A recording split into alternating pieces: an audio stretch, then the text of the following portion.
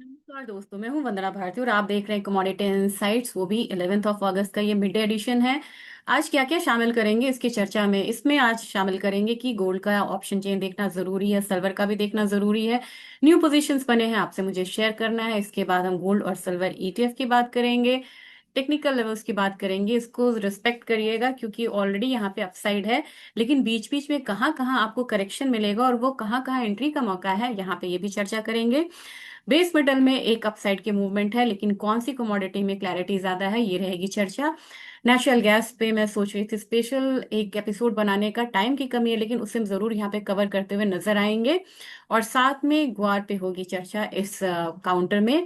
और आप लोगों से मैं शेयर कर दूं कि कुछ मेटल शेयर्स और मेटल को लेके मैं छोटा सा यहाँ पे एक अपडेट अलग से दे दूंगी, ताकि जो सिर्फ बेस मेटल और मेटल शेयर्स पे एनएससी बीएससी पे ट्रेड करते हैं वो वीडियो उनके लिए सिर्फ होगा। तो चलिए समय नहीं बर्बाद करेंगे और जल्दी से शुरू करते हैं अपना आउटलुक। और आउटलुक से पहले आपको जानना होगा ऑप्शन चेन के बारे में, क्योंकि वहां पे आपको पोजीशंस बनती हुई नजर आ रही हैं और ये न्यू पोजीशंस बनी है। अब 4000 का जो हमारा एक बेस था ना, ये आपको आ गया। सबसे पहले जो लोग नए हैं उनको बता दूं, ये वेबसाइट है barchart.com और यहाँ पे हमने कौन सा लिया है, हमने दिसंबर कॉन्ट्रैक्ट लिया, याद रखिएगा। ये दिसंबर कॉन्ट्रैक्ट है। वोलेटिलिटी पहले 20-19 तक गई थी, 23 तक बढ़ी है। एक्सपायरी कब है, तो यहाँ पे टाइम बहुत ज्यादा है, 105 दिन कब है एक्सपायरी में भी ये बाकी। इसे क्यों लिया गया, क्योंकि सबसे ज्यादा वॉल्यूम अभी इस कॉन्ट्रैक्ट में ही है। चलिए, अब यहाँ से श्री गणेश करेंगे और हम चलेंगे करीब करीब, हम अपना एट द मनी के करीब यहाँ पे चलेंगे तो नीचे की तरफ आते, क्योंकि इतना लंबा इसलिए आ रहा है, मैंने इसमें ऑल सेलेक्ट कर लिया था। तो ऑल सेलेक्ट कर लिया था, तो नीचे की तरफ आते हैं और देखते हैं कि हम यहाँ पे कहाँ पे ट्रेड करते हुए नजर आ रहे हैं।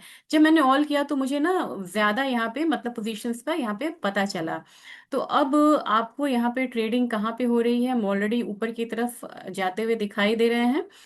और ये आ गए हम अपने एट द मनी के पास। चलिए, अब यहाँ से आसानी रहेगा। ये हमारा कॉल साइड है, ये हमारा पुट साइड है, ये आपको पता है। अब जब आप यहाँ पे पुट साइड में जाएंगे तो पोजीशंस कहाँ बनी हुई है, 4400 पे बनी हुई है। इसके बाद 4400 तो हमारा इमीडिएट आपको सपोर्ट नजर आ रहा है।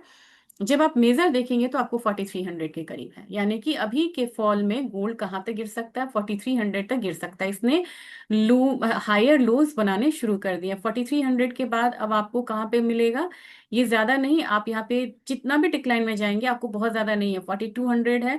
पहले 4000 हुआ करता था, याद करिए। चलिए, अब आज देखेंगे 4000 की क्या हालत है। अभी भी 4000 जो है वो सबसे बड़ा यहाँ पे सपोर्ट बनता हुआ नजर आ रहा है, लेकिन चार्ट में आपको दिखा कि इमीडिएट आपको 4300 का है और फिर 4200 का, यानी कि ज्यादा फॉल आपको आता हुआ नहीं दिखाई दे रहा है गोल्ड के प्राइसेस में। तो मेरे ख्याल से थोड़ा लंबा मुझे लेना पड़ा है, क्योंकि अब यहाँ पे जो डोमेन है ना वो बड़ा नजर आ रहा है, क्योंकि ये कंसोलिडेशन से हटी है। आइए कॉल साइड चलते हैं। 9686, यानी कि सीधा सीधा 4500 की आपकी तैयारी बड़ी लंबी चौड़ी है, क्योंकि यहाँ पे इतना पोजीशन हुआ ये आपने कहीं बना हुआ नहीं देखा था। इसके बाद कहाँ की तैयारी है, ये है 4510 का। यहाँ पे भी आपको एक लेवल जो है वो आता हुआ दिखाई दे रहा है, लेकिन मेजर फिर आपको कहाँ पे आ रहा है, 4600 पे भी जाने के चांसेस है। जो मैंने आपको कहा था कि 4600 इस लेग ऑफ रैली में जा सकती है। उससे बाद देखिए यहाँ पे वॉल्यूम भी है और वाई भी है, ये 4700 जा रहा है। 4700 के बाद 4750 भी है, लेकिन 4800 आपको यहाँ पे एक इस लेग ऑफ रैली में आपको 4800 तक जाता हुआ दिखाई दे रहा है। यानी कि कॉल साइड में आपको जबरदस्त मतलब कि प्रीमियम जो है वाई जो है वो बढ़ा है और बढ़ता हुआ नजर आ रहा है। अगर आप देखेंगे कि अगर आपको 4500 से ज्यादा कहाँ मिल रहा है, उससे कम ज्यादा 72-74, 5000 पे भी यहाँ पे पोजीशंस जो है वो बनी हुई है। यानी कि एक बार फिर से जो बाइंग है वो आपको रिटर्न आई है गोल्ड के काउंटर में। और सीधा सीधा, ज्यादा लंबा वीडियो नहीं करेंगे, आप लोग कंप्लेन करते हैं। पुट कॉल के प्रीमियम पे जाएंगे। अभी पुट का प्रीमियम लोअर साइड है, कॉल का प्रीमियम अभी हायर साइड है। अगेन एक बुलिश इंडिकेशंस दे रहा है। जब ओपन इंटरेस्ट की बात करेंगे तो कॉल का जो ओपन इंटरेस्ट है वो मल्टीपल टाइम्स इससे ज्यादा बना हुआ है पुट के ओपन इंटरेस्ट से, यानी कि 0.34% का एक कॉल, पुट और कॉल का ओपन इंटरेस्ट है। ये पीसीआर से आप नहीं करिएगा प्लीज इसको कंपैरिजन, ये पुट और कॉल का ओपन इंटरेस्ट रेशियो है। तो यहाँ पे आप देखिएगा कि बहुत ज्यादा ओआई खड़ा है कॉल के साइड में, यानी कि कॉल हेवी डेटा अभी आपको नजर आ रहा है, यानी कि प्राइसेस आपको अपसाइड जाने के चांसेस यहाँ पे ज्यादा है। अब हम बात करेंगे यहाँ पे सिल्वर की, उसके बाद सीधा आपको ले चलूंगी ईटीएफ के बारे में बताऊंगी, और फिर अपना मार्केट ट्रेंड रहेगा। $65 के करीब, मतलब कि मान लीजिए हम यहाँ पे हैं, $65 के करीब यहाँ पे सिल्वर आ रहा है। चलिए $65 के बाद देखते कि नीचे का यहाँ पे कहाँ पे एक सपोर्ट बनता हुआ नजर आ रहा है। सपोर्ट आपको बनता हुआ नजर आ रहा है $60 पे सबसे ज्यादा, क्योंकि वहां पे उससे ऊपर आपको छोटे छोटे वॉल्यूम्स जो हैं वो यहाँ पे मिल रहे हैं। दिक्कत क्या है ना, चेंज इन ओआई मुझे यहाँ दिख नहीं पाता, तो उसके बाद बहुत ज्यादा पता नहीं चल पाता। तो सबसे ज्यादा आपको $60 के करीब है। $60 के बाद अगर आप कितना भी स्क्रॉल करेंगे ना, आपको लेवल्स वहां पे ज्यादा ओआई खड़ा नहीं दिखेगा। उसके बाद $655 है। तो मैक्सिमम डाउनसाइड अभी फिलहाल के उसमें आप मान के चलिए कि $60 है, यानी कि इसका भी जो सपोर्ट है वो ऊपर होता हुआ आपको दिखाई दे रहा है। जबकि आप कॉल साइड में चलेंगे तो पोजीशंस कहाँ बनी है, एक आपको $69 के करीब बनती हुई नजर आ रही है, उससे पहले $67 है। तो $67 तो इन साइड है, मुझे लग रहा है कि इस हफ्ते आपको आ सकता है। फिर आप $69 मान के चलिए, लेकिन सबसे ज्यादा आपको $70 है, यानी कि चांसेस हाई हैं कि इस पर $70 तक जो है एक मूव आपको चांदी दिखाई देगी। और इसके बाद आपको $75 भी है, लेकिन $75 के लिए चाहिए आपको बड़ा न्यूज चाहिए। तो मान के चलिए कि एक बारी आप यहाँ पे $67 पहला रखेंगे, $70 दूसरा रखेंगे, और $75 के बाद हम बाद में करेंगे। और अब यहाँ पे हम सीधा, आपको एक प्लेटफॉर्म मिल गया। अब हम अपने बाजार में अपने लेवल्स की बात करेंगे, और यहाँ पे मैं ईटीएफ को भी शामिल करूंगी। और जैसे ही आप ईटीएफ यहाँ पे देखिएगा, अपने बाजार की हम बात करते हैं, ये तो मैंने लेवल्स आपको बता दिए।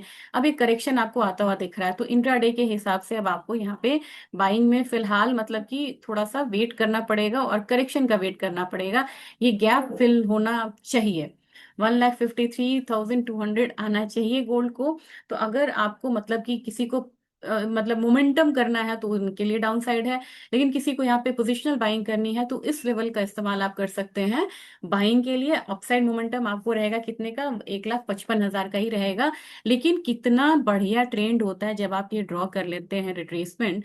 देखिए यही लेवल से यहाँ से वापसी आई है, मैंने आपको कल कहा था कि ये लेवल से यहाँ पे वापसी आता हुआ दिखाई देखा है। 155 से यहाँ पे वापस आया है, हाई लगाया है, और इसके बाद यहाँ पे थोड़ा सा कंसोलिडेट करेगा, तब एक ब्रेकआउट देके ये फिर ऊपर आएगा। तो वन गो में आपको एक बार सारे दिन मतलब वो ग्रीन बनता रहे ऐसा नहीं होगा। एक दो तीन चार, देखिए यहाँ पे 2 दिन बढ़ा, यहाँ पे कंसोलिडेट किया, यहाँ 2 दिन बढ़ा, यहाँ कंसोलिडेट करेगा फिर बढ़ेगा। तो इस तरीके से ये रैली आएगी, वन साइडेड रैली आपको नहीं आएगी गोल्ड में, इस बात का जरूर ध्यान में रखिएगा। तो हल्का हल्का प्रॉफिट बुक करिए, और जो भी करेक्शन मिल रहा है उस पर आप बाइंग करिए। चलिए सिल्वर में अब अपने बाजार की हम सिर्फ बात करेंगे। यहाँ भी सेम आपको मतलब पैटर्न है, एक करेक्शन आपको देखने को मिल रहा है। तो करेक्शन अब आपको यहाँ पे ज्यादा मुझे नहीं लग रहा देखना चाहिए, देखिए नहीं है ना, क्योंकि सिल्वर इतनी बढ़ी नहीं है। तो मेरे ख्याल से सिल्वर जो है अब यहाँ से एक रिवर्सल लेगी, तो फिर यही लेवल आपको आता हुआ दिखाई दे सकता है 241 वाला। तो मुझे लग रहा है कि लोअर साइड से सिल्वर में, गोल्ड में जबकि करेक्शन लग रहा है, सिल्वर में मुझे यहाँ पे इंट्राडे के लिए यहाँ पे बाइंग लग रही है 2,41,000 के लिए। अब बात करेंगे यहाँ पे गोल्ड बीज की, हम बात कर लेते हैं, और बात करेंगे हम सिल्वर बीज की। गोल्ड बीज में मुझे लग रहा है कि मैंने कहा था कि मैं कवर करूंगी इसे, और यहाँ ऑलरेडी आपको मैंने एक बारी 128 वाला एक जो लेवल ड्रॉ करके दिया था उसके करीब आती हुई दिखाई देगी, लेकिन एकदम से रिस्पेक्ट दे रहा है इस डबल टॉप को, ये और ये आपको दिख रहा है। तो फिलहाल क्लोजिंग का वेट करिए 126.62 से ऊपर, ये 128 जाना ही चाहिए, बहुत ज्यादा प्रेशर वाली बात नहीं है। तो आप लोग सवाल कमेंट में जरूर लिखिएगा कि मैंने बड़े उससे मतलब कि वो बोला था कि आप लोग को बेचना नहीं चाहिए, पैनिक में नहीं हटना चाहिए। तो 130-32 का टारगेट आ रहा है, तो आप लोग की पोजीशंस क्या यहाँ पे प्रॉफिट में आई है, या फिर मतलब कितना लॉस आपका कवर हुआ है, ये जरूर शेयर करिएगा आपने कमेंट सेक्शन में। और अभी भी आप बने रहिए, क्योंकि आपको मैंने $4,800 और $5,000 दिखाया, इसका मतलब है कि गोल्ड अपने यहाँ कम से कम 1,60 1,65 आएगा। उस हिसाब से आपको इस लेवल का वेट करना चाहिए 1,32 का, क्योंकि लीवरेज ट्रेड नहीं है इसलिए यहाँ पे मैं ज्यादा परेशान नहीं होती हूँ। चलिए सिल्वर बीज की बात करेंगे, तो सिल्वर बीज में अब आपको वो मोमेंटम दिखाई देगा, क्योंकि यहाँ पे एक अच्छा खासा ब्रेकआउट के लिए ये पैटर्न तैयार है, और अगला आपको 2,30 रहेगा। तो यहाँ तो मैं मुझे बिल्कुल नहीं लग रहा है कि एक बहुत ज्यादा डाउनसाइड देखने को मिलेगा, और किन्हीं को यहाँ पे फ्रेश बाइंग करनी है, बहुत अच्छा मौका है, बार बार ये मौका आपको नहीं मिलेगा। और मैं कई दिन से बोल रही हूँ, तभी भी आप लोग बोलते हैं कि अभी मैंने बाइंग नहीं करी है। आपने अगर नहीं करी है तो एटलीस्ट डिजिटल मतलब इसमें तो आप कर सकते हैं, बाय डीमैट में तो आप कर ही सकते हैं, भले या फिजिकल में ना जाए। ये जो करेक्शन आ रहा है ना, इस करेक्शन पे बाइंग कर लीजिए, क्योंकि मुझे लग रहा है ना कि 2.30 से 2.38 तक यहाँ पे प्राइसेस एक बार ही आपको आता हुआ दिखाई दे सकता है सिल्वर में। तो अभी भी मौका है, एक वैल्यू बाइंग है, आप मौका चूके नहीं है, खरीद के चलना चाहिए वैसे। क्रूड मैंने कहा था कि कब साइड आएगा, $85 की तैयारी करिए यहाँ पे, क्योंकि ऑलरेडी यहाँ पे टेंशन्स जो हैं वो बढ़े हुए हैं। लेकिन अब मुझे लग रहा है कि ट्रम्प साहब अपनी इकोनॉमी में घिरे हैं, उनको जापान को भी सुधारना है, कभी शॉर्ट्स पे चर्चा करेंगे इस बात पे। $85 क्रूड आपको आता हुआ दिखाई दे सकता है, क्योंकि जापानीज ये उनकी परेशानी बनी हुई है। और हमारे इसमें क्रूड में बाई साइड ही रहिएगा, 81.15 तक का रहेगा। एपीआई का डेटा आ जाता है मंगलवार के दिन, ट्यूसडे के दिन, और वो अमेरिकन पेट्रोलियम इंस्टीट्यूट का डेटा होता है। और उस डेटा का जो एक्यूरेसी होता है, जब एक्चुअल डेटा आता है ना ईआईए का, उससे 70-75% की एक्यूरेसी होती है। तो आज डेटा जरूर ट्रैक करिएगा। इन्वेंट्री कम हुई तो आज आपको ये बढ़त 81.15 तक आता हुआ दिखेगा।